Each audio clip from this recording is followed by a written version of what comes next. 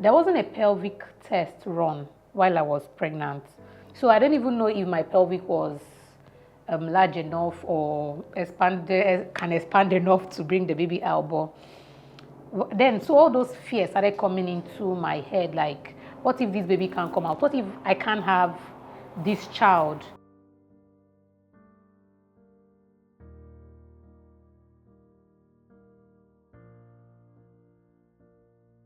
I never planned to be pregnant. And because I'm single, I'm sure married women or usually would plan to be pregnant because when you get married, that's the next thing. But I'm not married, and it happened that I was pregnant. I found out I missed my period and I was pregnant. Usually for every single lady, the next thing that would go into your head would be to terminate the pregnancy. But mine was different because I've never done it before and I wasn't planning to.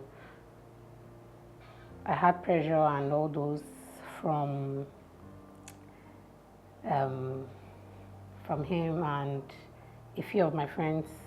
I'm sure out of love, because it was a point in my career where I'd just gotten some promotion. 6 months down the line, I'm pregnant, but I was convinced even before I found out when I did the test strip that I was going to keep the pregnancy no matter what comes. So it was difficult to move on with it because majority of the people didn't support me, and I was scared to tell my mom because she had so much high expectations and all that, but we crossed that bridge. The society puts in a way that a girl would rather have an abortion than be faced with a protruded tummy and out of wedlock. You feel terrible. People are like, things like that. Okay, so you feel terrible. People are like, and then I was a prim and proper kind of child,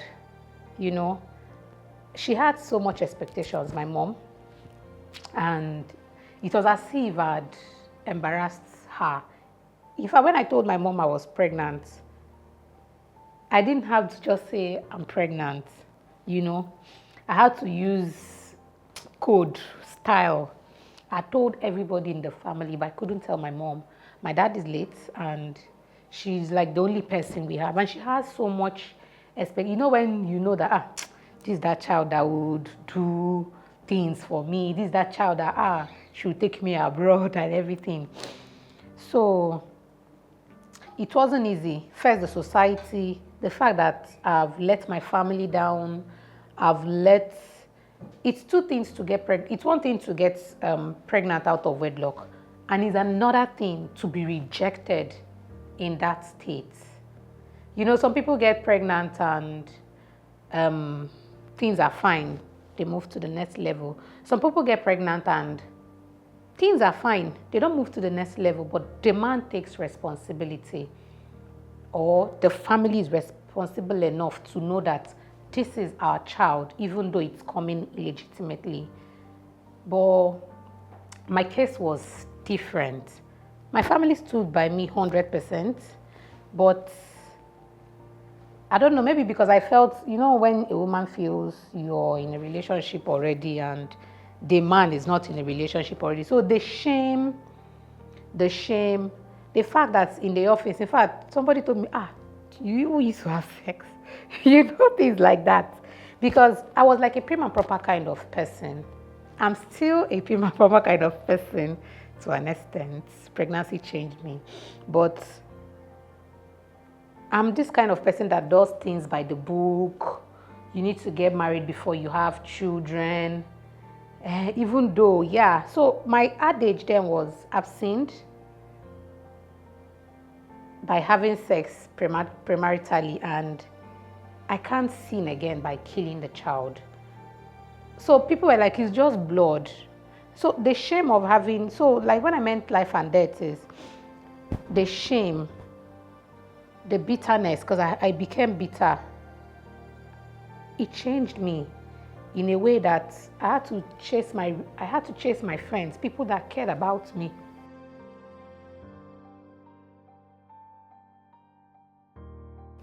I was so bitter with everything that I pushed people away, you know. So in the morning, I'm a cheerful person because I'm with people. But once I'm in my room, once I step into my house, so then I had someone, I sublet my apartment. I had someone staying there, and luckily she cared. But once I get into my room and I've locked the door, I've not had my bath, because once I lock the door, I have access to my bathroom, everything. I would cry my eyes out. I contemplated taking my life one way or the other, but I thought about it. If I take my life, I've killed the child, you know, and then what would happen? You already put shame on your parents, on your family. In fact, my elder brother, he didn't mean bad, but he told me he was disappointed. I'm sure he didn't know when he came out, but it also made me feel terribly bad, because I knew I had disappointed a lot of people. People had expectations from me, you know. Someone who came after service, got a job by herself, doing well, has been promoted, you know, and then you want to spoil everything. So I saw my life crumbling. I saw my career going, and to be honest, after the pregnancy, it was as if I lost my zeal to do things. I would see what I need to do. Plates, dishes to wash, I won't do them. So my mom was like, I was almost like a vegetable, but not a vegetable in the way medically, but I couldn't do things. I even left my house for rats. It was that bad. I was living in a 3-bedroom apartment then. By then, I didn't have neighbors anymore, apart from one, because I sublet the 2 rooms to people. So by the time I go out, I lock the sitting room and my end. I left my house for rats. I had to even run away for rats. You know, when you're in your house, you don't do the dishes, you don't do anything. If you don't go to work, you won't have your bath, you won't brush your teeth till the next day. So it was really, the only reason that made me to actually be strong is the fact that my family didn't judge me. My sister-in-law, my brother's wife, would call. My mom called me every day, sometimes 3 times. At the point, I was even tired of the call, because there are times I'm in a very terrible state. I don't want to talk to anybody. She will be so worried. She will call someone else. So they had to even get the number of the lady that was subletting my other room to be sure that I'm fine. The only reason I didn't consider leaving this earth really was, first, the child. So if I kill myself or do anything, it's now a futile effort. The pain, everything. So I needed to be sure that I would win the pain. And then my family. Another reason that made me keep the pregnancy is that I was scared, because I've had stories of abortion and all those things. I said, she died. So I said, I cannot go and kill myself. And then my family will still have shame, because they say, what's the cause of the death? She tried to terminate the pregnancy and then she died. So it would be a futile effort if I died, because I'd already started going through the pain. Then it would break my mommy's heart. My best friend told me then to terminate my pregnancy, not because she didn't care about me, but because she cared about me. She told me, this will break your mother. And the fact that the guy is not even willing to take responsibility, so it will break your mom. And then my sister-in-law said, if you terminate this pregnancy, don't call my line again. So I was in the middle. He would even kneel down to say, Hilda, this pregnancy will spoil a lot of things for me, and etc. He's not married, he's single. And I didn't know why it was going to spoil things for him, but I was in the middle between those saying don't terminate the pregnancy, between those saying don't terminate the pregnancy. But I knew what I wanted. I wanted to keep the pregnancy. So if I'd taken my life, it should have been a futile effort. The morning sickness would have gone to waste. I'm a very stubborn person, really. So the morning sickness would have gone to waste. He would have won. So that was another reason I didn't take my life, was the fact that I would give someone else the feeling of freedom. Like, thank God she's dead. It wouldn't spoil anything for me. So it was actually, I don't know, but my family, the fact that I would still kill her if I take my life, and the fact that I didn't want to give her dad the joy of my death.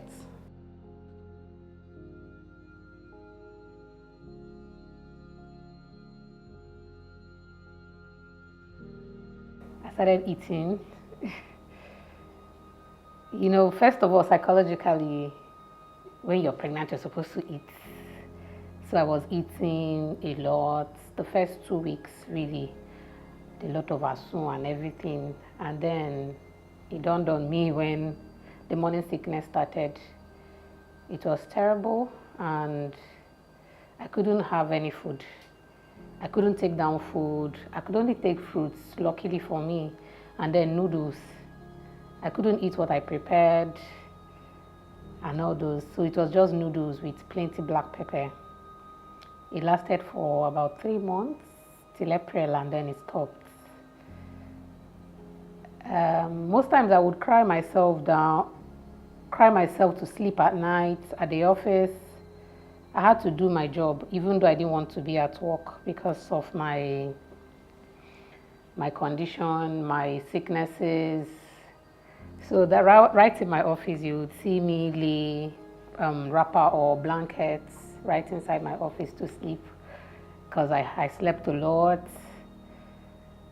and I cried a lot. So majority of the time for me to get out of reality was just to sleep. At the point, my friends would be like, you're not just employed to do anything, you're just employed to sit in the office and cry. Although outside, people would see a cheerful Hilda, a cheerful person.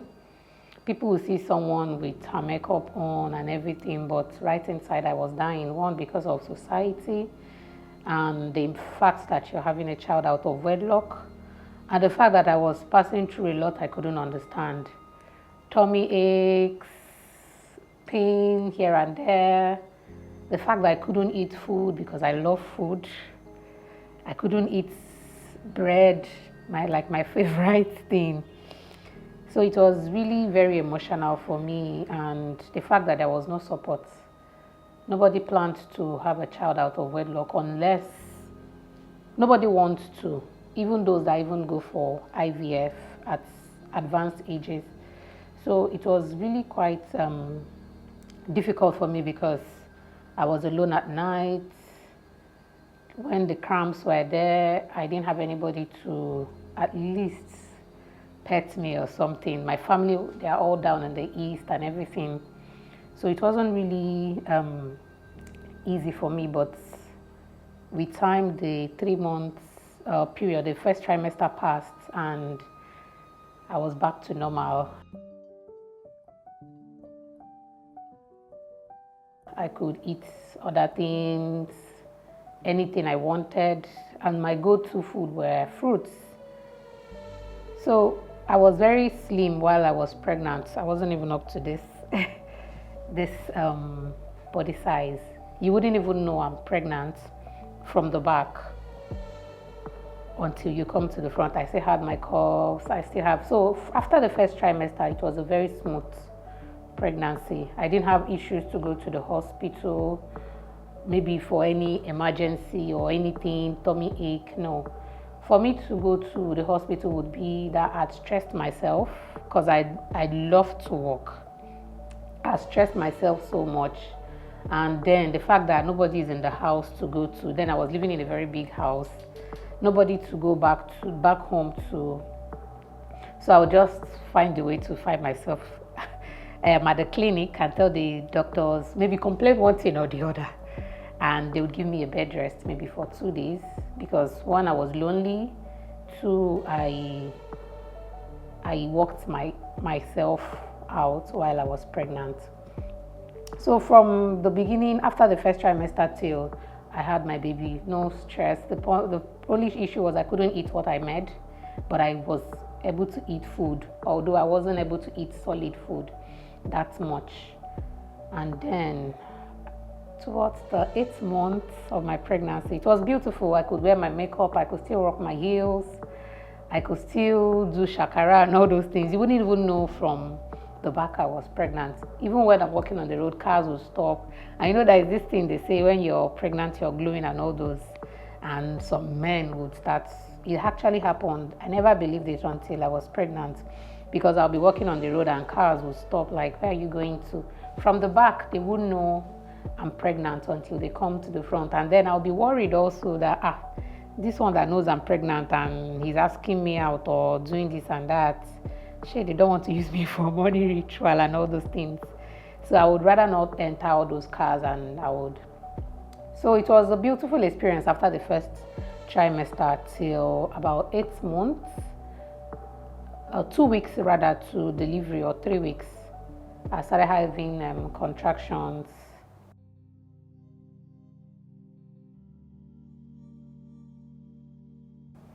My first experience, my mom was in the East. In fact, majority of my siblings are in the East, so there is no way that they can come and help, or even I read a lot and I was anxious, even though I didn't plan to be pregnant, but I was excited about it. But I was still anxious that I just want this baby to come, let me have my life back. I stopped using public transport at some point, so the majority of the Uber drivers knew me. And I loved to talk about what I was passing through, because depression is real. I was passing through it, but you wouldn't know from the outside until you hear me talk.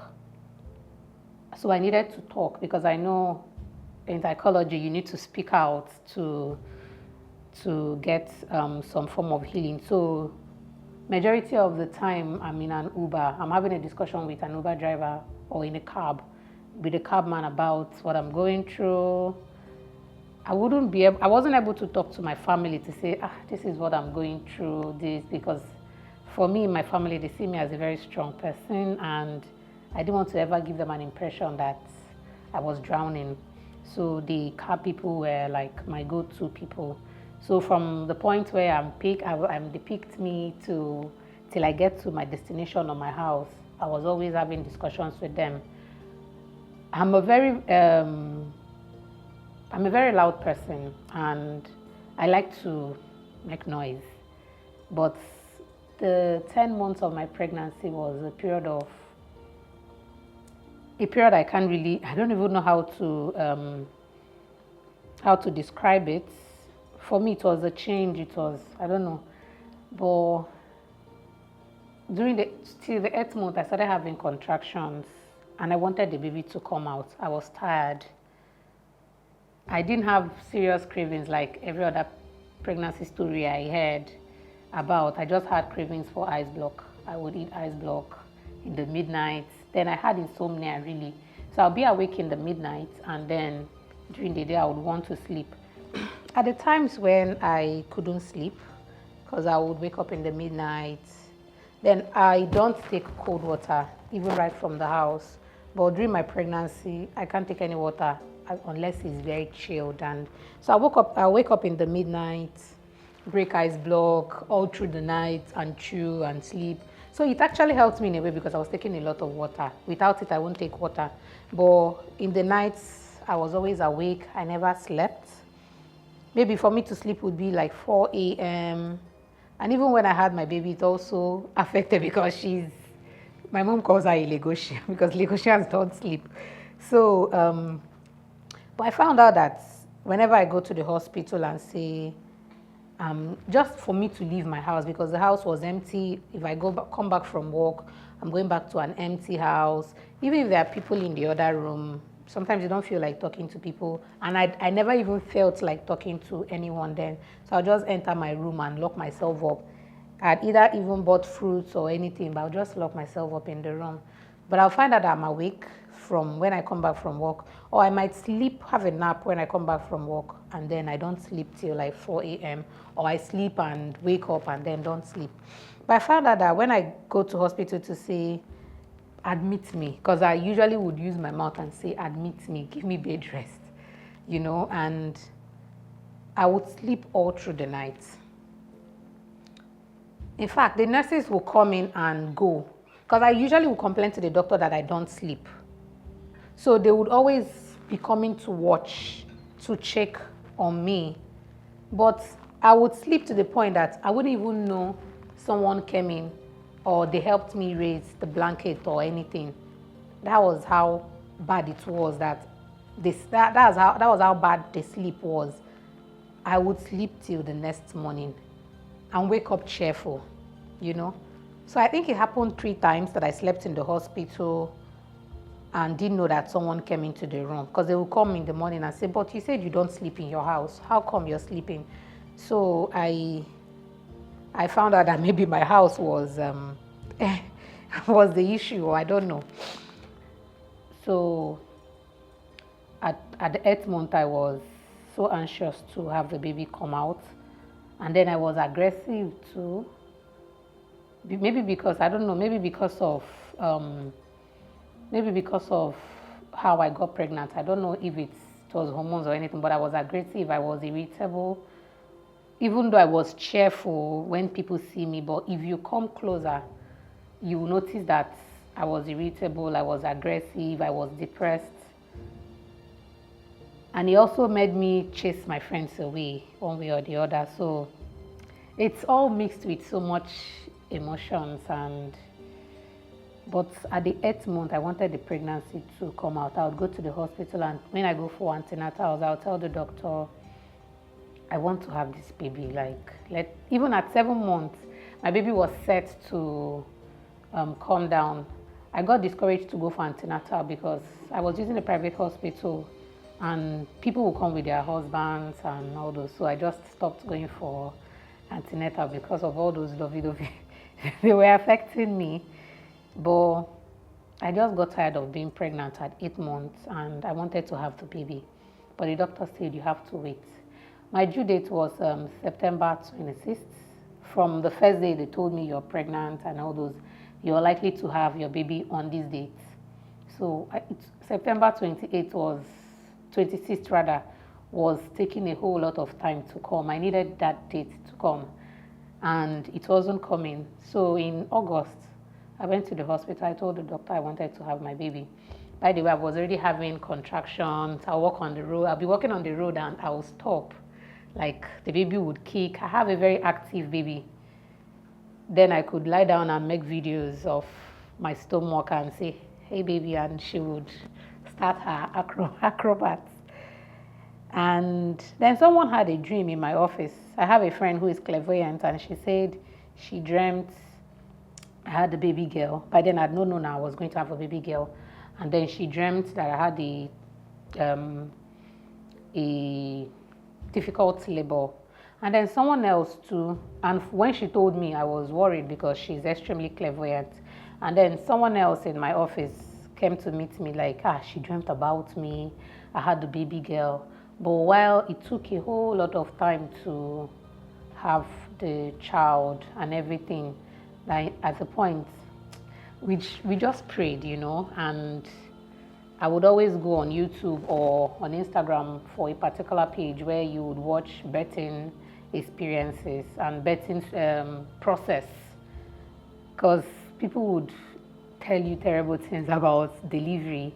Actually, I could see from those videos, because I needed to prepare myself. My mom wasn't with me. I didn't have anybody with me. I was just alone in my house. And I was hoping maybe someone would come and join me towards the time I would put to bed. So I needed to get myself prepared. But in this pregnancy thing, you can never, ever be prepared for anything, because you might be expecting A and B happens. So on the 25th of September, I think that was on a Tuesday, I went for antenatal. I just told the doctor, please, can you just bring the baby out? I'm tired. Like my tummy was now getting down, and he said no, that he can't just bring the baby out. That if I don't have my baby on my due date, they'll wait till October 4th. Then if I don't have my baby by October 4th, then they would have to induce me. I was like, let me just have this baby. I'll give you consent to bring this baby out. I don't mind. Let me just have, I just wanted to have the baby. Then I was getting so much depressed. People didn't know, but I just wanted to have the baby out of my system and get it done with. So that day I said, okay, this baby, you have to come out one way or the other, since my due date was the next day. So from the hospital, I walked to a market to buy stuffs to cook. I wanted to treat myself to a lovely meal. So I bought a lot of goodies at the market, and then I went to a woman's shop. I bought some kitchen utensils from. So she just advised as an elderly woman on how I would. It was as if even God sent her, because she was like, when you're going to have this baby, never argue with the nurses, never argue with the midwife, whatever they are doing, just respect yourself, however your body is doing you. So I didn't know that I was going to have my baby the next day, actually.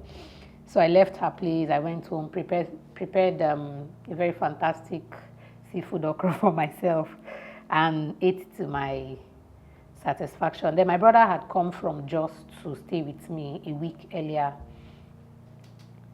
And I climbed. I said, this baby have to come out. My due date is tomorrow. I'm just tired. I went down the stairs. I was living at the second floor, so I'll go down, up and down. I was tired at the second climb. I went back inside. I stayed, laid down, played. In fact, they even had to stop me from going to work at the office, because I wanted to just be busy. I don't like to stay idle. So I slept. You know, all those things they taught in antenatal, when it gets to the D-Day, you would forget everything. They taught us a lot of things. So at midnight, about 12 in the midnight or so, past 12, I woke up with a sharp pain. My brother was in his room. I went to the restroom, eased myself, and then I saw blood.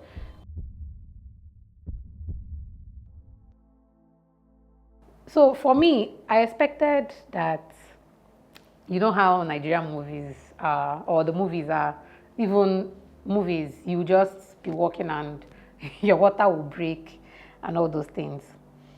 Mine didn't happen that way. I just went to the restroom. I woke up with a sharp pain and went to the restroom to ease myself. There wasn't lights, but I went with my phone. So when I finished easing myself, when I finished peeing, I flashed lights. I saw blood, as if I was expecting something, because I had to flash light. Usually you ease yourself and flush the toilet and go. I flashed lights and there was blood. I didn't know that something had started, actually, that it was time. So I went to my room. I would stay, the pain will come. So what I'll do is I'll hold my stomach. I'll kneel on the bed. I'm facing with my butt up, holding my stomach to stop the pain or something, but it wasn't stopping. And I had forgotten that in the antenatal, they were telling us positions not to stay when you are in labor. I did opposite of everything I was told. At about 1 o'clock, my brother now heard how I was moaning and all those pain. He came out like, what's the problem? I don't know. I told him my tummy was paining me and all those. He said, okay. He prayed with me and then he stayed. If you know my brother, he's not married. He doesn't even have a girlfriend and all those. So he doesn't even know anything that was going on. He didn't know that I was in labor, and I didn't want to make him panic. He will hear my cry and all those and will come out and say, no, everything is fine. I couldn't lie on the bed. I couldn't just sit or lie down or anything. I was just restless. So I left my room, went to the sitting room and laid on the floor because I just needed something cold on my body. So I would lie on the floor and hold my tummy, anything. So I just needed something to distract me. I went on WhatsApp. I was looking for people online to chat with. And I saw my friend. I told her what was wrong with me. She was like, Madam, go to the hospital. I said, no, I'm fine. I'm just having stomach pain. See someone that had been expecting the child to come. You want the child to come. Now the child is coming and you don't even, you're relaxed. I told her, no, I'm fine. I'm okay. That is just stomach pain. She said, no, go to the hospital. I said, well, it's late and no Uber person will want to come to my house at 1 a.m. or 2 a.m. That I'll wait till morning.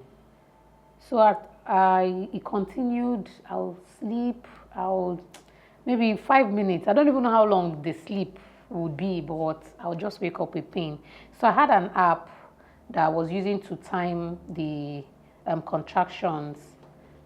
And I'd forgotten the fact that if you're getting so much close, you need to go to the hospital. So at about 4 a.m., I called my sister. To tell her what I was going through. By then, I started vomiting and all those. So she said, Madam, go to the hospital now. So I called an Uber. They came. He came and the irritation now started. Because the way my sister spoke, go to the hospital now, I knew it was time. But I don't know where the irritation came. I was now aggressive.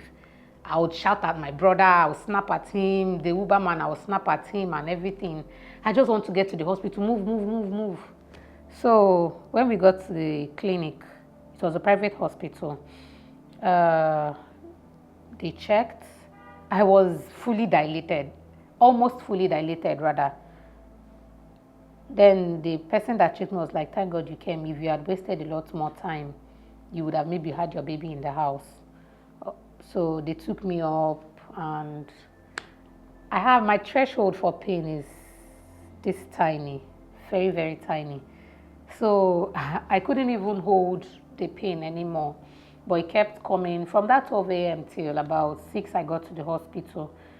I couldn't hold the pain. I was just distressed with so much pain. So they took me up to the theater and told me to pull everything. Now, someone that wants to have a baby, I just pulled everything. All the embarrassment you would usually have if you're going to be naked in front of someone, because it was a male doctor, flew from the window.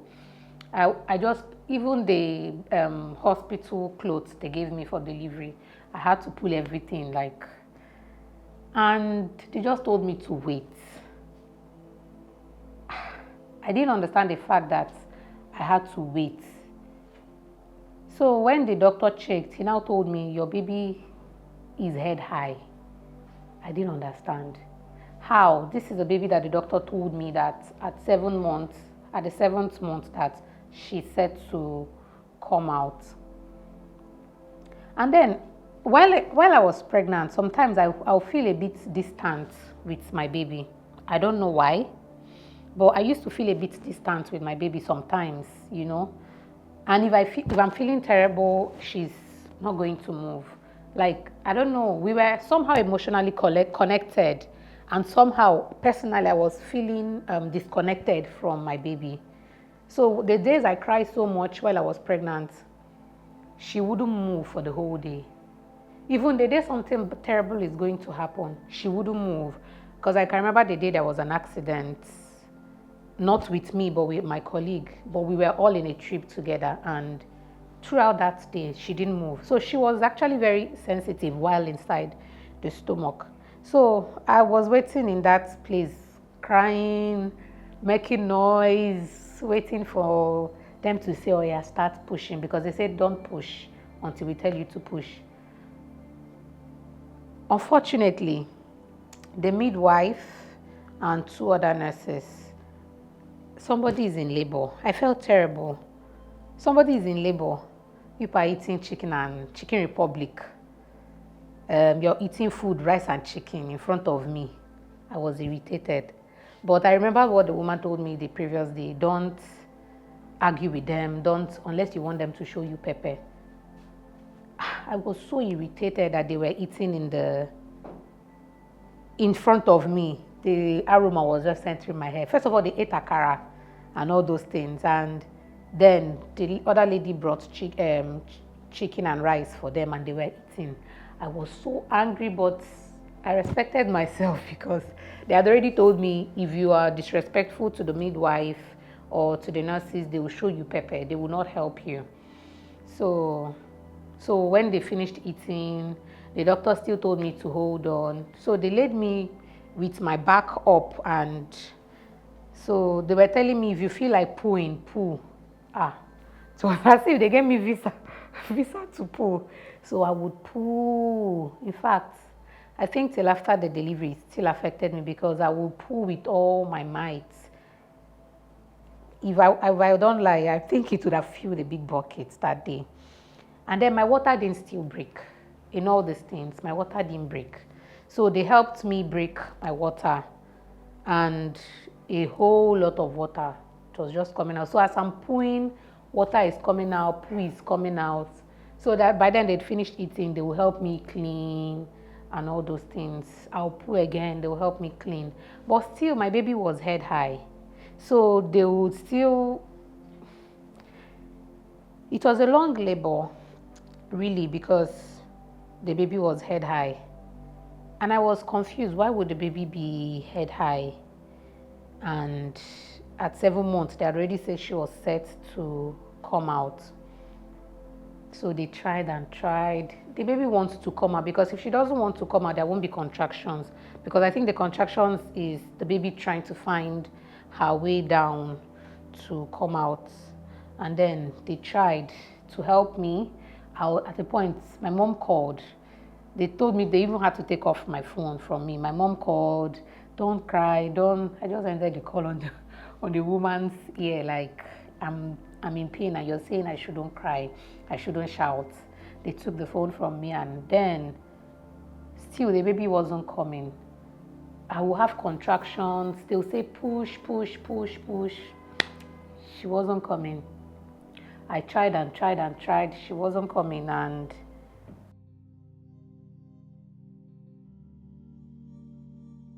so the nurses and the midwife, they tried consoling me. They started praying.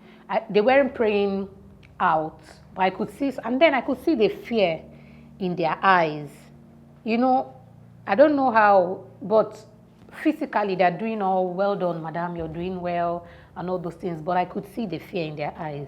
So at the point I started saying, just pray for me for the baby to come out. I'm tired. Pray for me. So at the point they said they are going to give me a cut, that the baby is big, and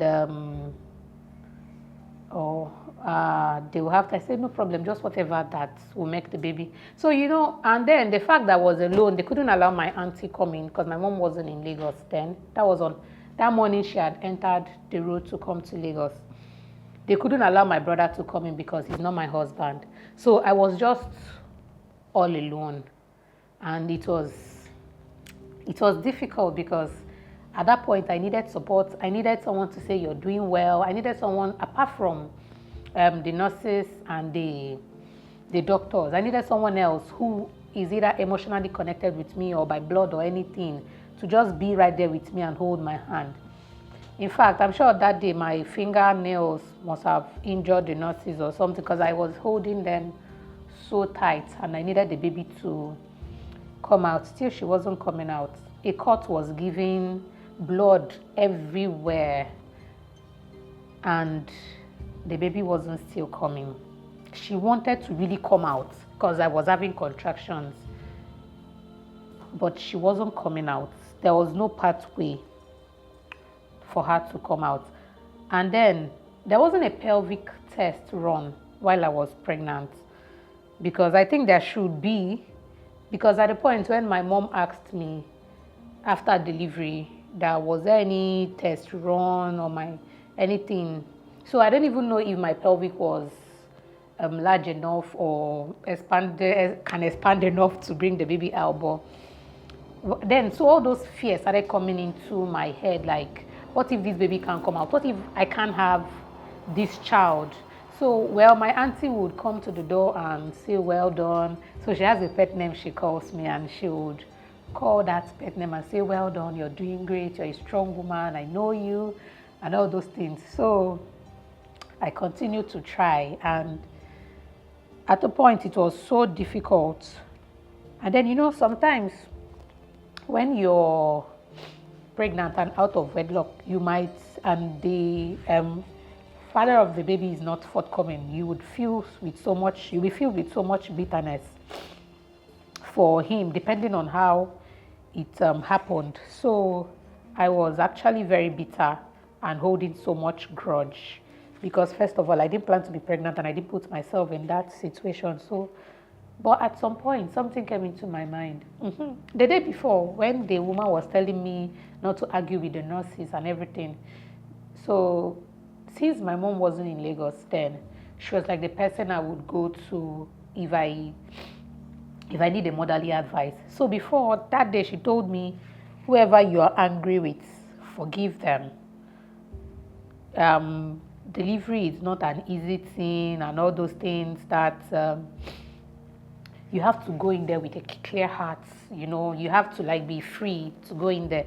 So while all those difficulties were going on, and then sometimes some people are insensitive in the hospital. For me, that's how I felt, because one woman came in, one of the nurses or so came in, I was like, she never stillborn. It be like say we go do CSO. By then, they cut me up. They've put a cut, and there was blood everywhere. So I was thinking, how would I bear this pain and also bear a pain of cesarean section? And then I remembered a woman that died. In fact, a lot of thoughts, they were just coming into my head. I remember a woman that died, although hers was different because she had a triplet pregnancy and they allowed her to push. And it was, so they cut her up and all those, and then she died. So when that woman said that thing, fear gripped me. First, I was angry, like, why would you say something like this? And then fear came in, and I said, no, I'm not having any CS with these courts down there. So, and then that thing the woman told me about forgiveness, at the point I couldn't help it, came in. I just said in my mind, God, I will just forgive. Just let me come out of this alive. Because at the point it was as if I was seeing my life and death. Even when I tell them I'm tired, they were like, no, don't say you're tired. Just be strong. You can do this. And then I also told one of them, please pray for me. I don't want anything to happen to me or my baby. She was like, madam, if anything happens to you, I'm going to lose my job. So nothing is going to happen to you. So when I told God in my mind, like, please, I'm tired. I just want to have this baby. I would forgive, really. And it didn't reach 10 minutes. They now told me to push, and I did. And then I heard some noise. I didn't know that she was coming out. She was just tearing everywhere too, after all the cuts that had been given. But she came out, and immediately it was as if I was poured cold water. The pain stopped.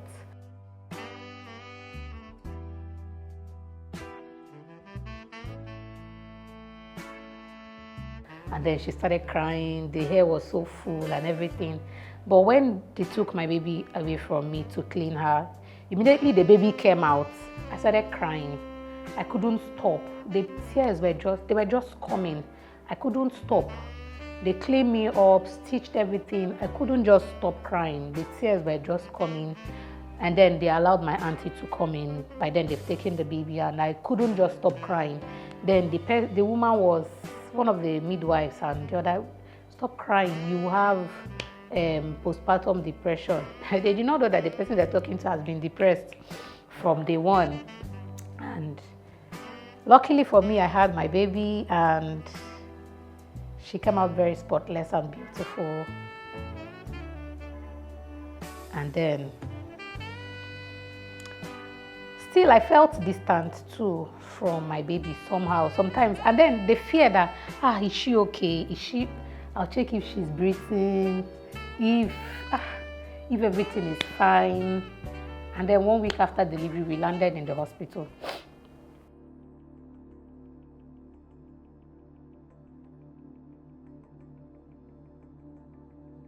So after delivery, I wasn't lactating, and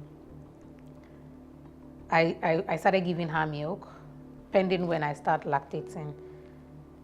I forgot that I was supposed to be giving her water. So I think I just gave her water the first day or so, I can't remember, but I wasn't giving her, even if I was giving her water, I was giving her enough water, because they said if you're doing exclusive, don't give water. You know that those things that this person will come and give you this advice and that advice. While in the antenatal, they said, give your daughter water. Even while in the hospital, they said, give your daughter water. So I actually went against what they say, because I was like, it will start coming. I gave birth on the 26th of September. I think before October, we had gone to the hospital, because I could see she wasn't pooing. She was just as if her color was a bit changing.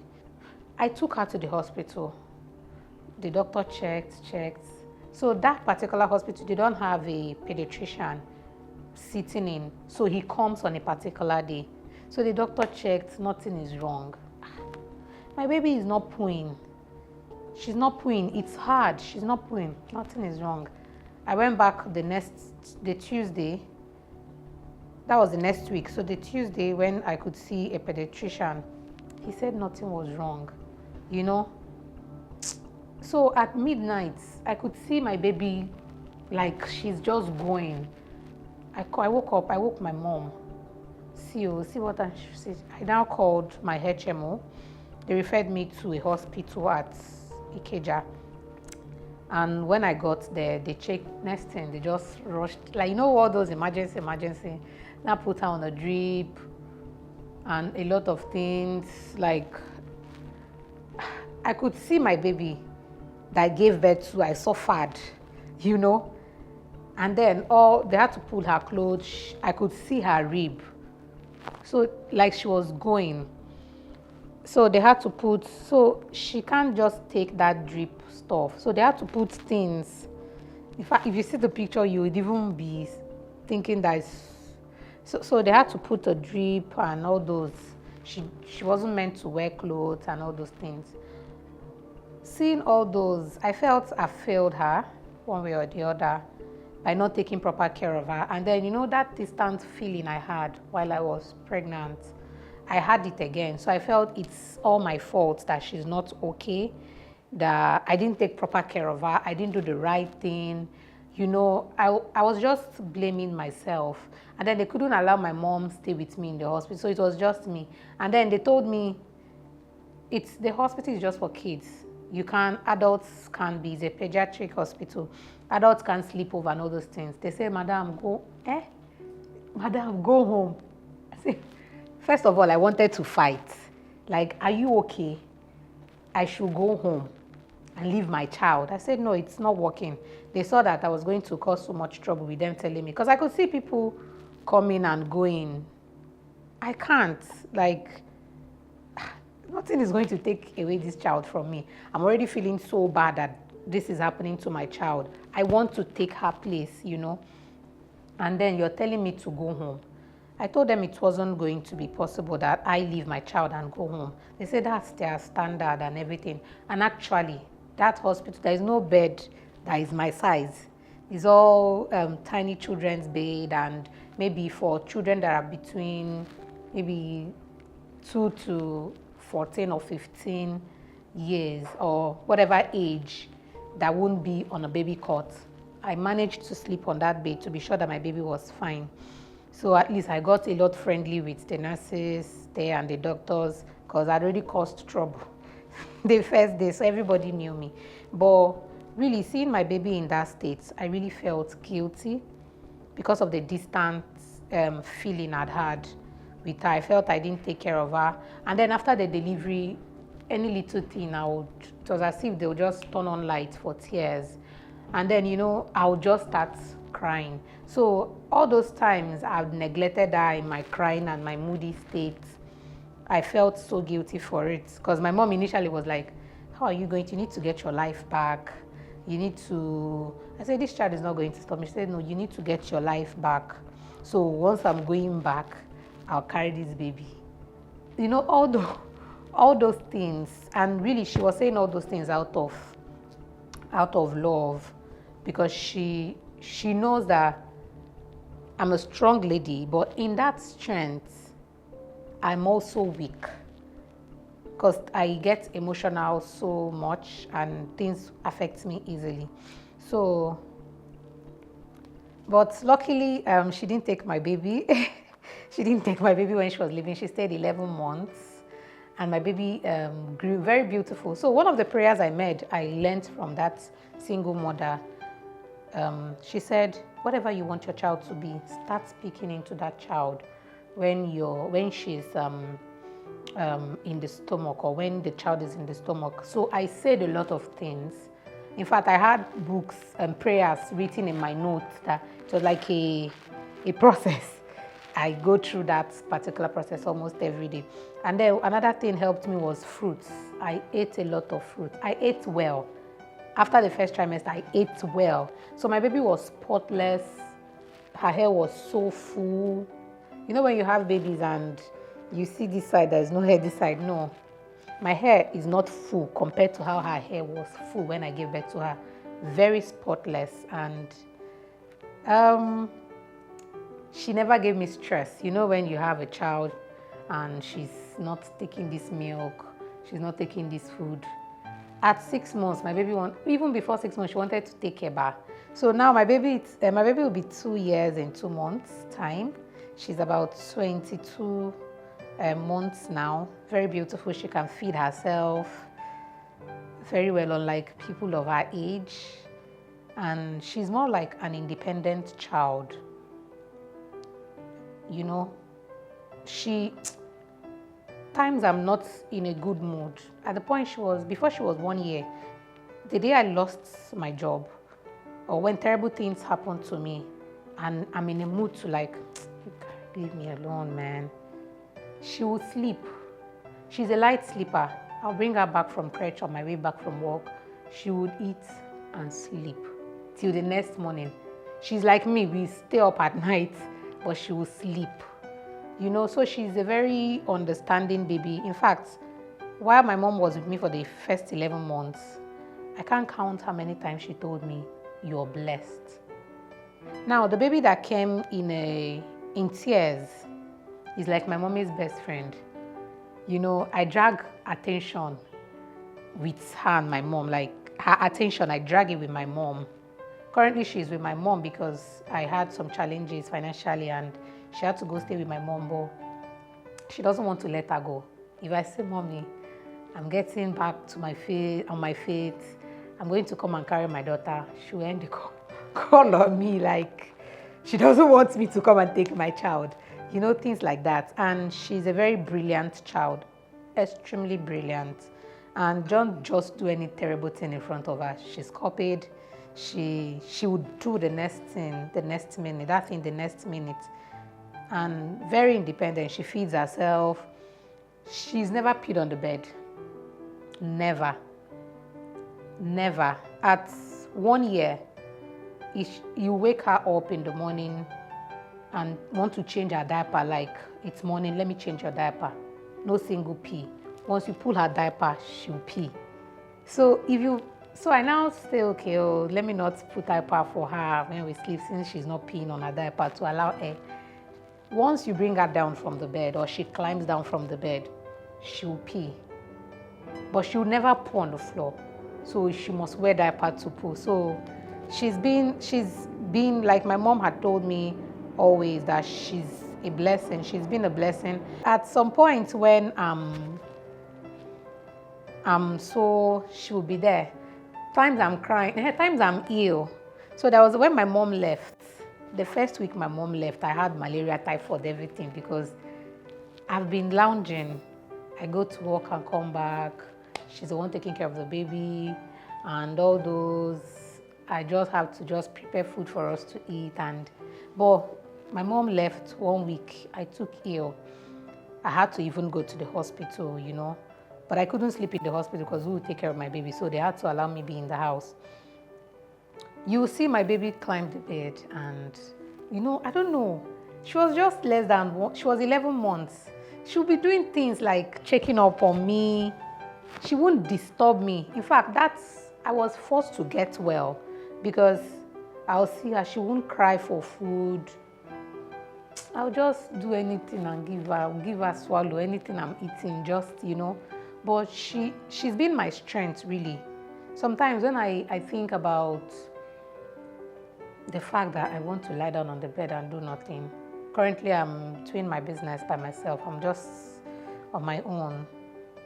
I remember that I need to pay school fees. I'll see all these cute children and that speak Queen's English and British English. I want to give her all those, so I have to wake up and do a lot. So like my boss then told me, let this child be your motivation. She's been my motivation. At times, I just look at her picture and start laughing and start praising God. There are things she would do even then that I wouldn't know when I'll start singing and praising God. I'm like, thank you, Jesus. Things like that. There are things, it didn't start well, but for me, it's really ending well because she's been a fantastic child, very fantastic. I give her 1,000 naira milk. She takes it without stooling, without anything I can afford at any point in time. She takes it without stress, and people keep telling me that you're blessed. My aunt then will tell me, my daughter, 3,500, 4,500 upwards. That's the kind. At the point she stopped taking, and I think one milk that's so expensive, almost 10,000 naira, her child was taking. But my child didn't. I gave my child none all through. That's like about 1,000 something or 2,000 something all through. At the point when I lost my job, I reduced it to 1,500 naira milk. She took everything. In fact, at the point she preferred eating what I was eating, because I remember if I give her those cereal for children, she would just play with it and play with it. But when I give her what I'm eating, so she's been quite a huge blessing to me. Sometimes, I don't want to get angry, or maybe when I think about the fact that the dad is not asking about her and everything, I'm like, well, whatever. You gave me a best gift of my life. For the first 3 decades of my life, I didn't have this kind of happiness that I have with this girl. So she's been a huge blessing, a very huge blessing. And with her, I get things. When you're not used to receiving from people, but when I was pregnant with my daughter, I started experiencing receiving things from people. My first generator was given to me because I was going to have a baby. I had TV, but I don't turn it on, so I use my phone to watch movies and everything. My first cable TV was given to me because I was going to have a baby. Things like that. I was just receiving things from people. I'll be going on the road and somebody will pay my tea fare if I'm on public transport, or there is a queue and somebody says go, things like that. I will enter somewhere. Then I was working in financial services and I was in sales. By the time they see my big tummy, I'm going to submit a proposal, they're answering me, So from the point I was pregnant with my child, even till now that she's growing and beautiful, I've been receiving favor, Sometimes I ask myself how, like this minute I don't have money. Her milk is about to finish. I have money and I'm sorting all those needs. So it's been a wonderful journey. Bittersweet, but ending in praise.